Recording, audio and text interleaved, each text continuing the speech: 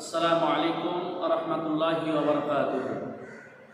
नहमदुहु व नुसल्ली अला रसूलिहिल करीम व अला आलिहि व असहाबिहि अजमाइन। समस्त प्रशंसा से अल्लाह सुबहानाहु ताआलार जन्य जे अल्लाह सुबहानाहु ताआला आमादेरके এই রমজানুল মুবারক মাসে কিছু দিনের কথা শোনার তৌফিক দান করেছেন, তাই আমরা বলি আলহামদুলিল্লাহ। মুহাম্মদ সাল্লাল্লাহু আলাইহি ওয়াসাল্লামের উপর সালাম শান্তি বর্ষিত হোক, আল্লাহুম্মা আমিন।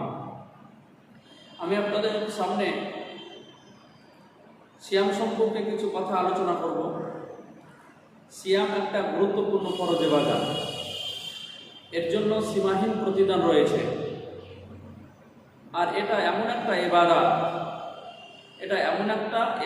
যার প্রতিদান, যার ফলাফল, যার রেজাল্ট আল্লাহ সুবহানাহু ওয়া তাআলা নিজ হাতে তুলে দেবেন।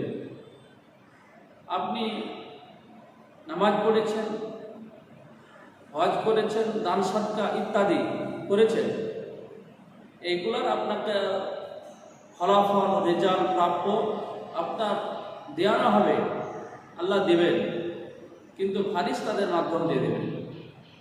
আর যে ব্যক্তি সিয়াম বা রোজা রাখবে, আল্লাহ সুবহানাহু ওয়া তাআলা নিজ হাতে তুলে দেবেন। কতই যে দিবেন তার কোনো সীমা থাকবে না। তো সিয়াম সম্পর্কে আলোচনার পূর্বে আবিধানিক অর্থ তথা সংজ্ঞা জানা একান্তই আবশ্যক।